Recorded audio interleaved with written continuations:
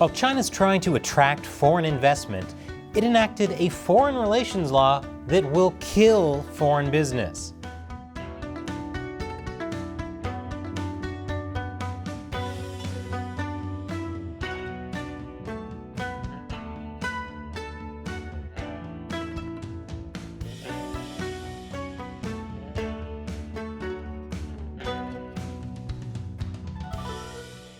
Welcome to China Uncensored. I'm Chris Chappell.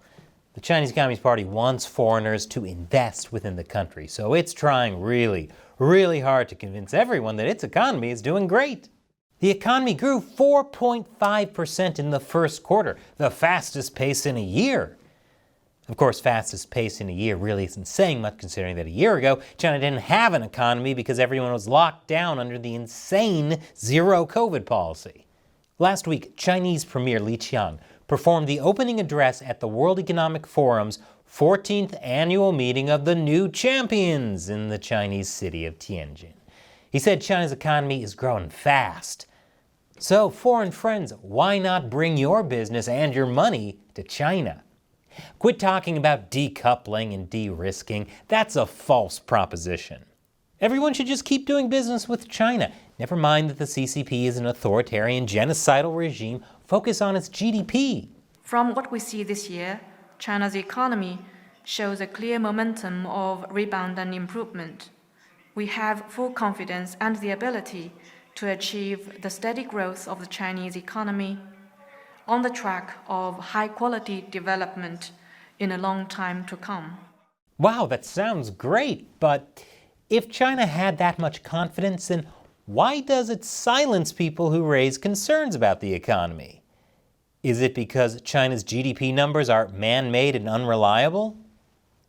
In reality, many are worried about China's economy. One of them is a prominent journalist, Wu Xiaobo.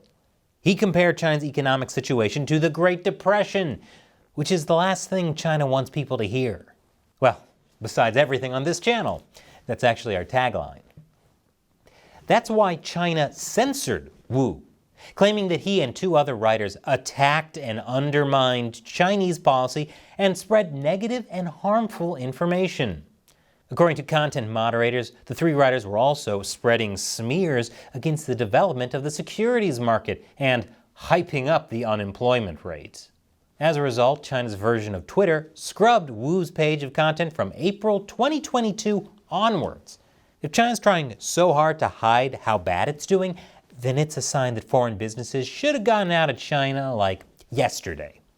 The signs are everywhere. Youth unemployment rose even higher in May to new records. China's stock market is losing momentum, and China's property developers have made little progress restructuring their debt.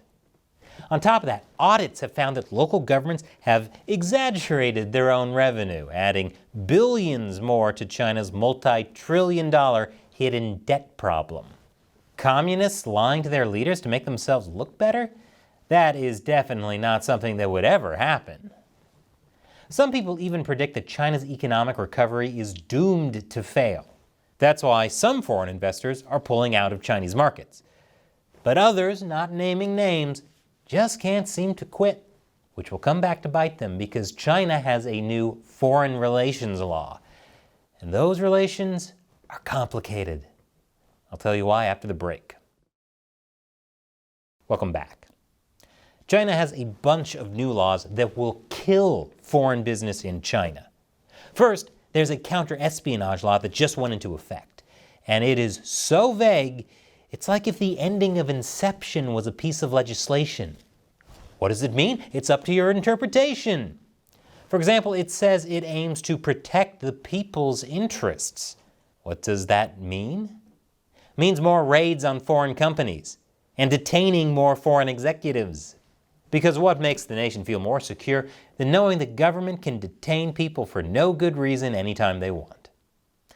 Under the terms of this sweeping new law, all investigation activity and data gathering in China, printed, electronic, or oral, can be effectively outlawed as espionage. This could be the fate now awaiting many due diligence professionals and consultants in China, or even just ordinary businesses and their staff. It's no surprise that this would make a lot of people nervous, especially investors. But Chinese leader Xi Jinping is trying to downplay their concerns. According to state-run media, Xi vowed to New Zealand's Prime Minister to protect the rights and interests of foreign investors. And would he ever lie? That's the counter-espionage law. And on the same day that went into effect, so did China's new foreign relations law. It's arguably worse. Chinese state-run media say it will safeguard China's national interests and give an unequivocally clear picture of China's independent foreign policy of peace. Because when I think of peaceful foreign policies, I definitely think of China. And for anyone who says, what about Taiwan? Well, that's obviously a part of China, so that's not foreign policy at all. The Foreign Relations Law is a response to U.S. sanctions over things like China's brutal treatment of Xinjiang and Hong Kong, support for Russia in the Ukraine war, exports of fentanyl precursors, and a lot more. But yeah, China's definitely the peaceful one here. That's why my favorite state-run media, the Global Times, calls the Foreign Relations Law a legal toolbox against Western hegemony. It basically gives the CCP a legal basis to threaten foreign companies in China in retaliation for sanctions, which is confusing since when do they care about doing anything legally? China's highest-ranking diplomat, Wang Yi, wrote in the People's Daily that many provisions in the Foreign Relations Law are actually for the purpose of counteracting against foreign sanctions, the long-arm jurisdiction, and the foreign interference in Chinese domestic affairs.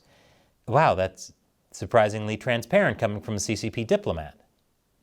He goes on to say, we should make full use of the Foreign Relations Law as a legal tool through legislative, law enforcement, judicial, and other means to carry out our fight in response to acts of containment, interference, sanctions, and destruction.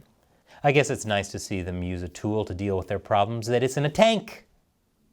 Over the past 3 years, China's been putting out regulations to counter American sanctions, including the Anti-Foreign Sanctions Law in 2021. What makes this different is how broad and all-encompassing it is. According to a professor at the School of Law at City University of Hong Kong, the Foreign Relations Law will serve as an umbrella law that governs China's conduct of foreign relations in every respect. Its main purpose, however, is to consolidate the power of the CCP, more specifically, the power of Xi and Xi Jinping thought as the basis for Chinese diplomacy. Like the counter-espionage law, the Foreign Relations Law pretty much puts into writing what China's already doing, putting the Chinese Communist Party first, and by extension Xi. Not the nation, state, or government, and definitely not the people. The law explicitly places control of international relations into the hands of the CCP, with the Standing Committee of the CCP, chaired by Xi Jinping, as the top dog of foreign relations. The State Council, Central Military Commission, and Ministry of Foreign Affairs are just there to implement what the CCP wants. So basically, someone said the quiet part out loud, and instead of covering it up, they put it into writing. So how does this affect foreign companies? I'll tell you after this final commercial break. Welcome back. So how does the Foreign Relations Law affect foreign companies? It says China has the right to take countermeasures and restrictive measures against whatever harms China's sovereignty, security, and developmental interests, which I'm guessing means more arbitrary raids, detainments, and data collection, or basically anything else they want to do. Give that a bunch of wet willies and purple nurples? Hey, they had to. It's for national security. And if you question them about it, sounds like you're threatening their national sovereignty. Article 6 of the Foreign Relations Law states that all institutions, organizations, and citizens have the responsibility and obligation to maintain dignity and honor. Dignity and honor. It's already hard enough to figure out what will hurt the feelings of the Chinese people or threaten Chinese interests, but now we have to worry about China's dignity and honor? Also, considering China uses rape as a form of torture, they care about dignity and honor about as much as Vin Diesel cares about volumizing shampoo. What would it mean in practice? What if a foreign business accidentally calls Taiwan a country? Or complies with U.S. bans on products made with ethnic slave labor? To operate in China, foreign businesses now have to make a choice. They can't have it both ways anymore. Do you follow the democratic world order or the Chinese Communist Party's world order? And unfortunately, experience has made me very cynical about the answer to that question.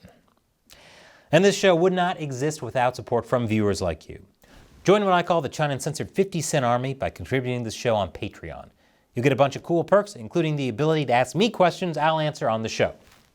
And today's question comes from Ian Pendleton. I've been seeing ads for Temu all over the internet as of late, even though I've never gone on the website. Is there any way to make it so that I don't get those ads at all when I'm browsing? Or at least hide them? That was in response to my recent episode about Temu, which is owned by a Chinese company, being a total scam.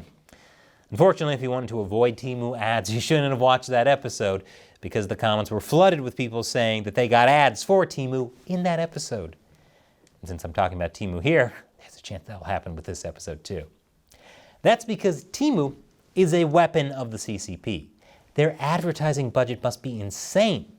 And get this, according to analysis by Wired, the average amount that Temu loses on each order to the US is around $30. Temu is losing millions of dollars. But that's fine, because it's being propped up by the Chinese company that owns it, which is being propped up by the CCP. The Communist Party is using Temu to drive American competitors out of business. Even more reason foreign companies should be wary of the Chinese market, because if it still isn't clear at this point, the CCP is at war with the world. So the best way to never see a Temu ad again is to help bring down the Chinese Communist Party by sharing this show with friends and family so they know what's really going on in China. Thanks for your question and your support, Ian, and thank you for watching. Once again, I'm Chris Chappell. See you next time.